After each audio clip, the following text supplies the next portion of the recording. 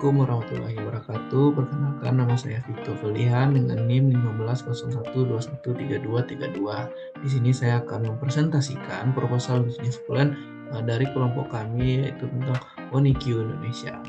Onikyu merupakan UMKM yang berdiri di Kota Bandung, Jawa Barat, dan merupakan perusahaan yang bergerak di bidang makanan dan telah berdiri sejak tahun 2021 sampai saat ini.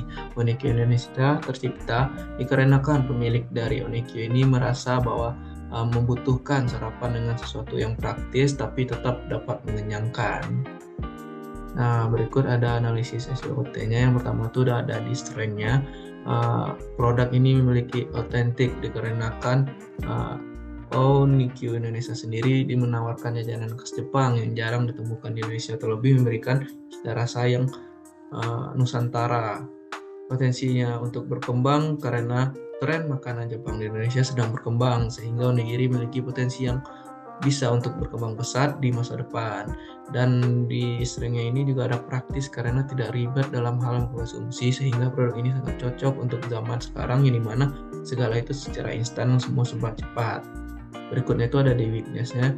Yang pertama itu ada persaingan yang ketat di onigiri sekarang ini karena marak di Indonesia, sehingga persaingan antara UMKM onigiri semakin ketat. Yang kedua itu ada keterbatasan modal dan sumber daya. UMKM onigiri umumnya memiliki modal dan sumber daya yang terbatas sehingga sulit untuk bersaing dengan onigiri yang sudah ada dan memiliki nama yang besar. Nah, berikutnya ada traits. Yang pertama tuh produknya unik dan otentik karena onigiri sendiri menawarkan jajanan khas Jepang yang bisa memborong lidah Indonesia yang dengan memberikan cita rasa khas Nusantara. Yang berikutnya itu ada potensi untuk berkembang karena makanan Jepang di Indonesia sangat berkembang, sehingga onigiri memiliki potensi berkembang pesat di masa depan. Berikutnya itu ada praktis karena tidak ribet dalam hal konsumsi maupun membawa kemana-mana karena zaman sekarang itu serba cepat dan instan. Berikutnya itu ada opportunities. Yang pertama itu meningkatkan permintaan akan makanan Jepang, yang dimana saat ini banyak makanan Jepang yang sedang menjadi tren, sehingga onigiri dirasa cocok untuk ikut andil dalam mengikuti tren yang ada sekarang. Berikutnya itu perkembangan teknologi, terlebih saat ini sosial menjadi wadah yang sangat baik dan banyaknya aplikasi food delivery yang dinilai mampu memudahkan dalam hal pemesanan makanan. Yang berikut itu ada praktis, di mana membuat onigiri memiliki nilai plus tersendiri karena mudah dalam konsumsinya. Berikutnya adalah memiliki cita rasa yang khas, di mana onigiri di Onikyu ini berkolaborasi dengan cita rasa Nusantara sehingga cocok dengan lidah orang Indonesia. Nah, berikutnya itu hasil dari analisa pasarnya. Yang pertama itu ada target pasar utama dari produk ini adalah remaja dan mahasiswa, baik itu laki-laki maupun perempuan di rentan usia 15-25 tahun. Mereka juga aktif, memiliki mobilisasi tinggi dan mencari makanan praktis yang dibawa untuk berpergian jauh atau secara instan. Nah, berikut itu ada strategi pemasaran yang diterapkan. Yang pertama itu mengidentifikasi segmen pasar yang paling sesuai dengan memahami secara jelas karakteristik, kebutuhan, preferensi konsumen sesuai dengan potensial untuk menentukan pasar yang paling cocok dengan produk atau layanan yang kami tawarkan. Yang berikut itu ada strategi word of mouth agar membuat orang-orang lebih mengenal produk ini karena bekerja sama dengan influencer di bidang kuliner serta ikut serta dalam acara-acara atau pameran-pameran makanan lokal.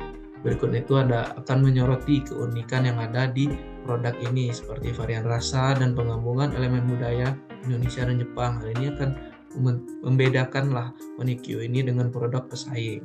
Berikutnya itu akan hadir di beberapa platform pengantaran makanan seperti GoFood, GrabFood, ShopeeFood, dan lain sebagainya untuk memudahkan pelanggan yang dengan jarak jauh, bertujuan untuk mempermudah proses dalam pembelian dan pengiriman. Berikutnya itu di sini ada analisa keuangan, seperti di sini ada biaya investasi dengan total 915.000 dan biaya operasional per bulan yang pertama itu ada di 645.000. Di sini juga ada itemnya, volumenya, harganya, dan total ya. Di sini diterangkan bahwa keuntungan per minggu dari produk Onikyu ini 1.375.000. Nah, prospek bisnis onigiri dari Onikyu ini sangat menjanjikan karena dengan modal yang tidak terlalu besar dan pengembalian yang cepat. Onikyu Indonesia harus bisa lebih cepat dalam berkembang ataupun ekspansi ke skala yang lebih besar karena ini bisa menjanjikan. Nah, yang berikutnya itu ada risiko yang akan dihadapin adalah fluktuasi harga bahan baku seperti beras, ayam, dan bahan baku yang lainnya yang dibutuhkan, serta perubahan tren konsumen yang dapat mempengaruhi permintaan. Selain itu, risiko kualitas produk yang tidak konsisten karena juga menyadari bahwa ketergantungan pada pemasok atau mitra bisnis tertentu dapat menjadi risiko, terutama jika masalah terjadi dalam rantai pasokan kami.